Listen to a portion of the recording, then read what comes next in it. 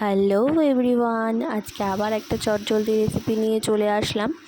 তো আজকে ভাবলাম রাত্রিবেলা রান্না সেরকম কোনো তরকারি ছিল না, তা ভাবলাম কী করা যায়। তো ফার্স্টেই আমি আলুটা একদম ছোট্ট ছোট্ট করে কেটে নিয়েছি। কেটে আলুটা ভাজে দিয়ে দিয়েছি যাতে তাড়াতাড়ি রান্নাটা হয়ে যায়। তো তারপর আমি পেঁয়াজ কেটে নিয়েছি, পেঁয়াজটাও ভাজা ভাজা করে নিয়েছি। পেঁয়াজটা ভাজা ভাজা করে একটুখানি নুন হলুদ দিয়ে দিয়েছি স্বাদ মতন, দিয়ে আবার নাড়াচাড়া করে তারপর আলুটা মাঝখানে ফাঁকা করে নিয়েছি।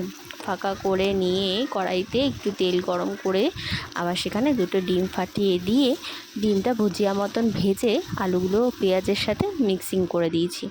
তারপরে দিয়ে দেবো টমেটো, তারপরে দিয়ে দেবো এক এক করে মশলা, একটু জিরে গুঁড়ো লঙ্কার গুঁড়ো দিয়ে আবার একটু ভালো মতো নাড়াচাড়া করে জল দিয়ে দেবো যতটা তাড়াতাড়ি করা যায়। তার মধ্যে একটু স্বাদ মতন মিষ্টি আর একটুখানি গরম মশলা গুঁড়ো দিয়ে ভালোভাবে ফুটিয়ে যখন আলুটাও একটুখানি কেটে দেখবো সিদ্ধ হয়ে গেছে কি, তারপরে আমি নেড়েচেড়ে নামিয়ে দেবো। গরম ভাতের সাথে আমরা সবাই তো দারুণ খেয়েছি। এবার তোমরাও ট্রাই করে জানিও কমেন্ট বক্সে কেমন হয়েছে। বাই।